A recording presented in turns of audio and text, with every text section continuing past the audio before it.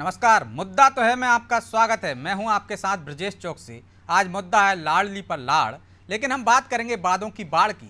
चुनावी वर्ष में लाडली लक्ष्मी से लेकर लाडली बहनों तक सौगातों की बरसात हो रही है।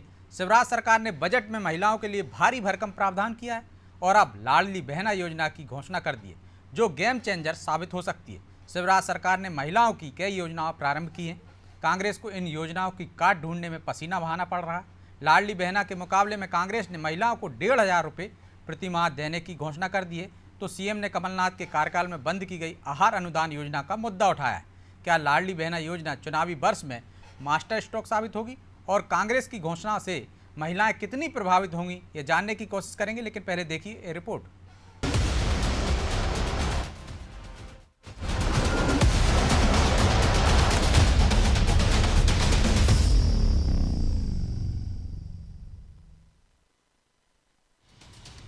भारतीय जनता पार्टी की लाडली बहना योजना को जबरदस्त रिस्पांस मिला है।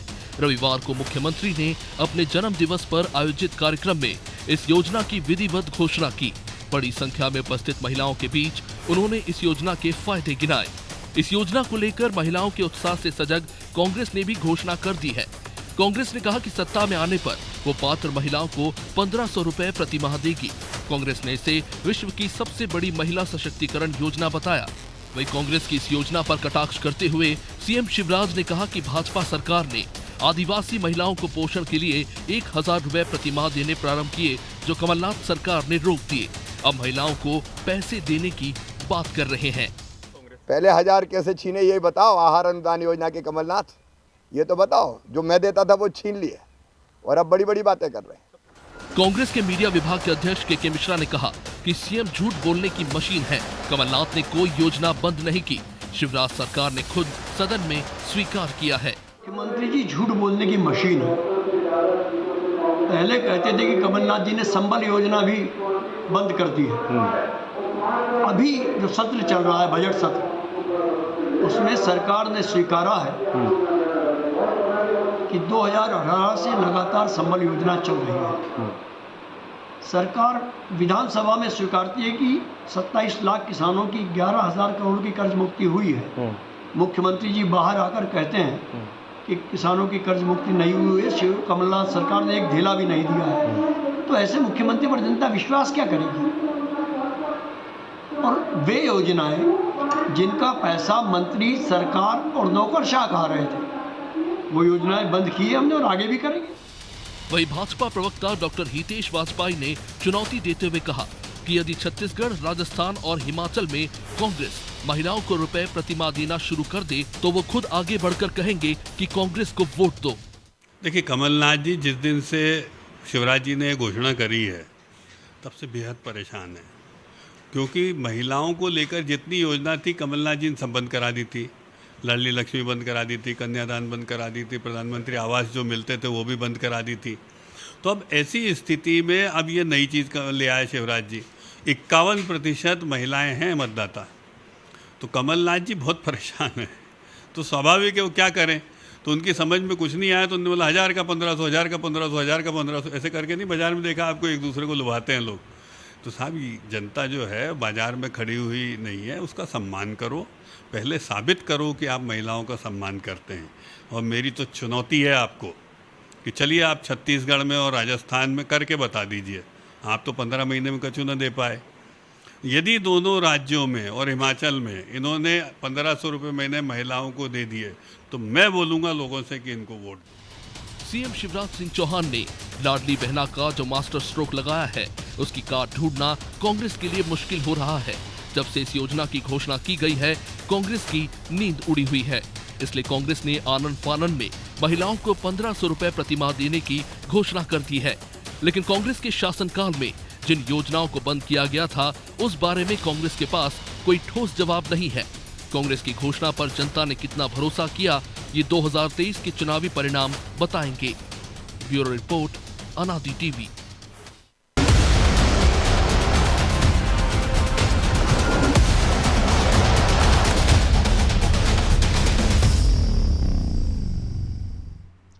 तो वादों की इसी बाढ़ को समझने की कोशिश करेंगे और इस मुद्दे पर चर्चा के लिए हमारे साथ जुड़ गए हैं गोविंद मालू, बीजेपी नेता हैं, शिवराज चंद्रोल, कांग्रेस प्रवक्ता हैं, और रमेश शर्मा, वरिष्ठ पत्रकार। तीनों मेहमानों का बहुत बहुत स्वागत है।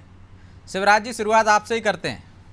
जब शिवराज जी ने कहा कि 1000 रुपये देंगे तो कमलनाथ जी कहने लगे हम तो 1500 दे देंगे। भाई पहले कह देते, और वो तो कह रहे हैं कि आपने आहार योजना के बंद कर दिए थे जो आदिवासियों को 1000 रुपये देते थे, संबल योजना बंद कर दी थी, और यदि देना ही है तो जहां आपकी सरकार है वहां दे देती। पहले छत्तीसगढ़ में दे दो, राजस्थान में दे दो, हिमाचल में दे दो। चुनौती दे रहे हैं हितेश वाजपेयी आपको। ब्रजेश जी, जो आदरणीय कमलनाथ जी कहते हैं, मैं उन शब्दों को नहीं दोहराऊंगा, लेकिन मैं ये बात जरूर कहूंगा कि मुख्यमंत्री जी की जो छटपटाहट है, भारतीय जनता पार्टी की छटपटाहट है, वो सामने देखने को मिल रही है। जहां तक घोषणाओं की बात है, आदरणीय कमलनाथ जी ने अपनी सरकार में जो घोषणाएं की थी वो सारी घोषणाओं को पूर्णतः लागू किया है। 27,000 किसानों का कर्जा माफ किया। विधानसभा में इस बात को कृषि मंत्री ने स्वीकार किया था, लेकिन बाहर आके, सदन के बाहर आके झूठ बोलते हैं। हमने 100 रुपए में 100 यूनिट बिजली दी। आज बिजली की स्थिति क्या है ये भी देखते हैं। हमने कहा कि हम गौशाला बनवाएंगे, हमने 1 साल में 1000 गौशालाएं बनवाई हैं, और उसमें प्रति गौ वंश के लिए हमने 20 रुपए का राशन वो भी दिया था कि हमें 20 रुपए अनुदान दिया, 20 रुपए प्रति गौ के लिए। भाजपा ने क्या किया, उसको कम करके 2 रुपए कर दिया।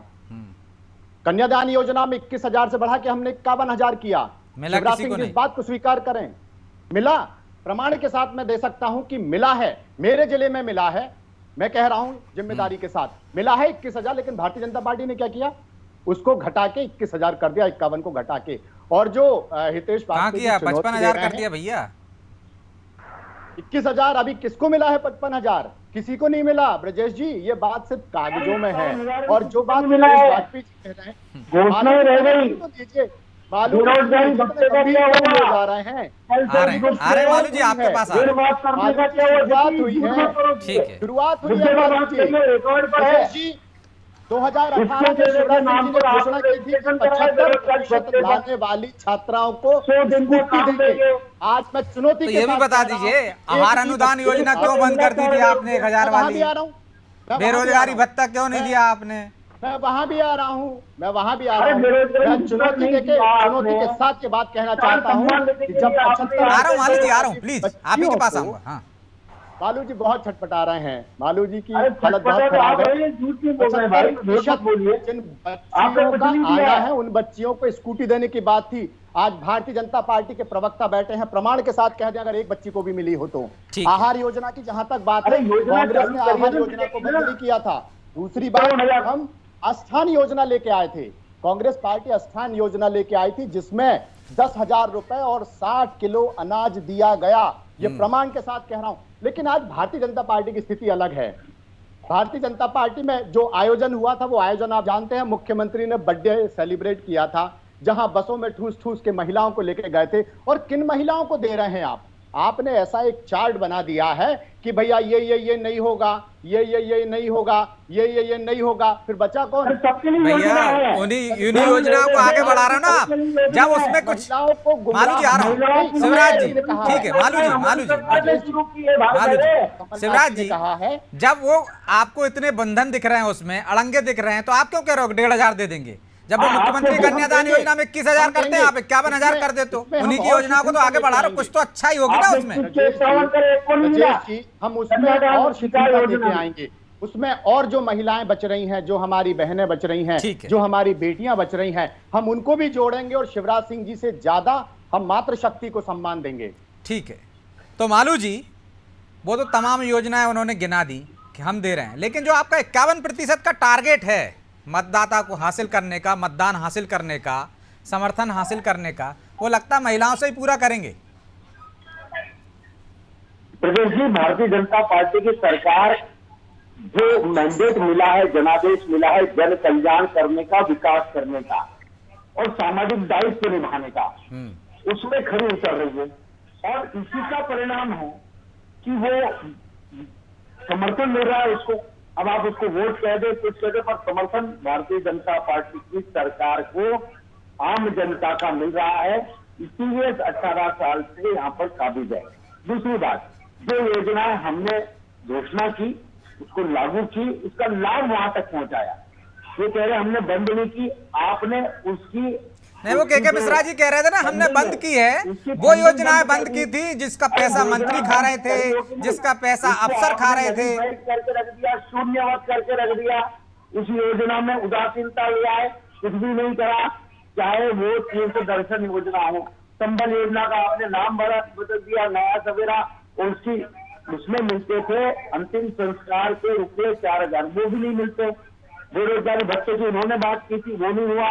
किसान सम्मान निधि तो केंद्र की सरकार दे रही थी भाई, इनको केवल यहाँ से पूरी सूची पहुंचानी थी किसानों की, वो नहीं पहुंचा पाए क्योंकि ये नहीं चाहते कि केंद्र की सरकार का नाम हो। इन्होंने जनता के हित के लिए बहुत काम किए, अपने हित के लिए बहुत किए, और वोट बैंक की राजनीति की उसके बाद भी सफल नहीं हुए। और 51,000 की इन्होंने घोषणा की, 51 हम मानते हैं, लेकिन एक को नहीं दिया इन्होंने। वो तो कह रहे आपने 21 कर दिए, अभी कह रहे थे मिल ही नहीं रही, 51 से आपने 55 कर दिए। वो सब लाइन में लगे हैं। जब हमारी सरकार आई, आपने बोलते किसानों का कर्जा माफ हो गया, कौन से किसानों का कर्जा? ये जो किसान एमपी हो गए हैं, जो जिनसे ऋण वसूली नहीं हो सकती, वो तो ऑलरेडी वो तो माफ भी होंगे। क्या करेंगे? मालू जी, विधानसभा में आपके कृषि मंत्री ने स्वीकार किया है। अरे सुनिए, एक टेलीविजन चैनल पर बैठ के आप झूठ मत परोसिए। विधानसभा में कृषि मंत्री जी ने स्वीकार किया है, और आप मुझे बताइए कि अंत्येष्टि की सहायता जो कमलनाथ जी ने बढ़ा के 5,000 से 6,000 की थी, आपने आज उसको घटा के 6,000 से फिर 5,000 पे लेके आए हैं। माफ करने का कहाँ कर रहे हैं आप? करके बता दिया। गौशालाएं आपने बंद कर दी है, गौवंश का पैसा आप लोग खाते बैठे हुए हैं, कहाँ की बात कर रहे हैं? ठीक है शिवराज जी, आ जाने दीजिए, बात आ आप जाए। बताइए जो 75% की हो, शिवराज जी बात आ जाने दीजिए। मालू जी मालू जी वो ये कह रहे हैं कि विधानसभा में आप कुछ कहते हो, बाहर कुछ कहते हो। विधानसभा में कहते हो आप कि किसानों का कर्ज माफ कर दिया, बाहर कहते हो कि नहीं किया कर्ज माफ। विधानसभा में कहते हो कि संबल योजना आपकी 2018 से चल रही है, बाहर कहते हो बंद कर दी थी। जो एमपी होगा वो ऑलरेडी उसमें आपने समाहित कर दिए, वो तो कल हमने कर दिया, तुमने क्या माफ किया? वो तो अपने आप ही डूबत खाते था, उसमें क्या माफ कर दिया? 54 लाख किसानों का कर्जा माफ करना था, आपने क्या करा? आपने करा 10 दिन में कर्जा माफ किया था। उन्होंने 10 दिन की बात की थी, 2 लाख की बात की थी, झूठे प्रमाण पत्र बांट दिए, वो डिफॉल्टर हो गए, अगली बार लोन भी नहीं ले सकते वो। उनके कारण सरकार को 100 दिन में महंगाई की बात मालू जी नरेंद्र मोदी जी ने की थी, शिवराज सिंह जी ने की थी 100 दिन में महंगाई की बात, कि महंगाई बहुत हुई, महंगाई की मार। अब की बार भाजपा सरकार 100 दिन में महंगाई दूर हो गई? आप मुझे बताइए, 100 दिन में महंगाई दूर हो गई? 10 दिन की आप बात करते हैं, हमने 10 दिन में हस्ताक्षर कर दिए, लेकिन आप 100 दिन में महंगाई कम नहीं कर पाए। चेंज कर दी लाडली लक्ष्मी योजना, लाडली लक्ष्मी योजना में शिवराज जी प्लीज एक एक करके बोलिए, क्या किया? तो दर्शकों को भी समझ में आया दोनों की बात। ठीक है मालू जी, मैं लौटूंगा आपके पास, शिवराज जी आपके पास भी। शर्मा जी, जिस तरह से लाडली लक्ष्मी योजना थी, मुख्यमंत्री कन्यादान योजना थी, ये लोकप्रिय योजना है, चाहे तीर्थ दर्शन योजना, क्या 2023 में लाडली बहना योजना मास्टर स्ट्रोक साबित होगी बीजेपी के लिए? देखिए, इसमें तो कोई शक नहीं कि इस योजना का प्रभाव पड़ेगा। महिलाओं को लेकर के शिवराज जी ने जितनी योजनाएं चलाई थी, जैसे सबसे पहले उन्होंने एक जननी सुरक्षा योजना चलाई थी, तो जननी सुरक्षा योजना, मुख्यमंत्री कन्यादान योजना, लाडली लक्ष्मी योजना, इन सब योजनाओं ने उनको लाभ दिया, और निश्चित रूप से उसके कारण ही वो लगातार चुनाव जीतते रहे। तो स्वाभाविक रूप से ये जो अभी लाडली बहना योजना लेकर आए हैं, इसका लाभ भी उनको चुनाव में तो जरूर मिलेगा। यद्यपि इसके काट के लिए उन्होंने 1,000 की घोषणा की है, कांग्रेस ने 1,500 की घोषणा कर दी। अब ये इस बात पर निर्भर करेगा कि दोनों पार्टियों का अपना प्रचार अभियान कैसे रहता है। यदि कांग्रेस ये बताने में और सफल हो गई कि वो अगर सरकार आ गई तो वाकई ये 1,500 हो जाएगा, तो इसका लाभ कांग्रेस को मिलेगा। और अगर भाजपा ये जब बताने में सफल रही कि इनकी घोषणाएं केवल झूठी रहती हैं और केवल घोषणाएं हैं और लाभ नहीं मिलेगा, तो मैं समझता हूं उसका लाभ भाजपा उठा पाएगी। उसका कारण ये है कि आप अगर 2018 के मत प्रतिशत को देखें, सरकार कौन सी आई और कौन सी चली गई और दूसरी दोबारा आई तो क्यों आई, इस बात का सवाल नहीं है। सवाल ये है कि 2018 के चुनाव में दोनों पार्टियों को लगभग बराबर वोट मिला है, बिल्कुल ना एक वोट कम है ना एक वोट ज्यादा है। कहने के लिए भाजपा कह सकती है कि उनको 40 लाख वोट ज्यादा मिले थे, लेकिन कांग्रेस ने 1 सीट चुनाव कम लड़ा था और किसी दूसरे को समर्थन किया था जायज को। तो अगर वो औसत मिलाएं तो बिल्कुल एक एक वोट दोनों का बराबर है। ऐसी स्थिति में किसी एक मुद्दे पर अगर वो 1% वोट को भी बढ़ा लेते हैं दोनों में से कोई, तो उसको लाभ होगा। और इसीलिए इसी बात को ध्यान में रख करके ये जो लाडली बहना योजना लेकर आए हैं, ये मैं समझता हूं उसको काम करेगी। और खासतौर से इसका जो प्रचार करेंगे आमतौर पर भाजपा वाले, वो अनुसूचित जाति क्षेत्र में इसका ज्यादा प्रचार करेंगे और उनका प्रयत्न होगा कि उस क्षेत्र में महिलाओं को ज्यादा से ज्यादा लाभ मिले। अब ये दोनों की रणनीति और मैदानी काम कार्यकर्ता क्या करते हैं, इस पर लाभ मिलेगा इसको। लेकिन ये योजना बहुत बड़ी योजना की घोषणा और कारगर साबित हो सकती है। तो शिवराज जी, सबसे बड़ी दिक्कत आपके पास ही है, संगठन आपके पास वैसा है नहीं, और शायद तिलमिलाहट और छटपटाहट की जो बात कर रहे थे आप, वो आपके यहाँ ज्यादा देखी जा रही है। इसीलिए जैसे ही घोषणा हुई 1000 की, आपने तत्काल कह दिया कि हम तो 1500 रुपए दे देंगे। नकल करते हैं, नकल, अकल नहीं लगाते। बिल्कुल नहीं ब्रजेश जी। जहां तक तिलमिलाहट और छटपटाहट की बात है, तो मैं आपको बता दूं कि जब आंगनबाड़ी की हमारी बहनों ने अपने मानदेय के लिए आंदोलन किया था, तो शिवराज जी ने लाठियां चलवाई थी। जब हमारे पहले मालू जी बात पूरी हो जाने दीजिए, आप बहुत सम्मानीय हैं। ठीक है, आ रहा हूं मालू जी, बात तो पूरी हो जाने दीजिए प्लीज। लेकिन शिवराज जी, ये वही महिला वर्ग है जिस पर दाव लगा के शिवराज जी लगातार सत्ता में बरकरार रहे। 2018 के शर्मा जी ने बता दिया कि बराबर बराबर का मुकाबला था। मानता हूँ इस बात को, मेरी बात पूरी होने दीजिए, मालू जी बात पूरी होने दीजिए। जहां तक महिलाओं के सम्मान की बात है, तो शिवराज सिंह जी ने लाठियां चलवा के साबित कर दिया कि महिलाओं का कितना सम्मान है। और कार्यक्रम में, लाडली बहना के कार्यक्रम में घुटनों पर आकर उन्होंने स्वीकार किया कि बहनों आपकी जरूरत मुझे है। जब एक तरफ लाठियां चलवाते थे तब उन्हें समझ में नहीं आता था, चुनाव के समय घुटनों पर आकर कहते हैं कि मुझे आपकी जरूरत है। मैं पूछना चाहता हूं मालू जी से कि आप मुझे बताइए कि लाडली लक्ष्मी योजना जो इन्होंने चालू की थी, लाडली लक्ष्मी योजना का आज क्या हश्र है? क्या बहनों के बच्चियों के खातों में पैसे जमा हो रहे हैं? पैसे जमा नहीं हो रहे, केवल आप प्रमाण पत्र दे रहे हैं। मालू जी, प्रमाण